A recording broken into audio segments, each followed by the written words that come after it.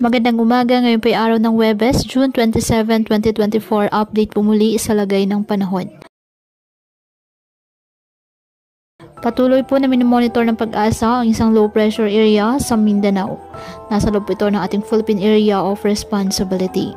Ayon sa Pag-asa, magpapaulan ang nasabing LPA sa malaking bahagi ng Mindanao na kung saan nakapaloob ito sa Intertropical Convergence Zone or ITCZ. Habang easterlies pa rin ang nakakaapekto sa Bicol Region, Eastern Visayas, Central Visayas, Quirino, Aurora, Quezon at Metro Manila. Sa ngayon, nananatiling mababa ang tsansa ng LPA na maging isang ganap na bagyo.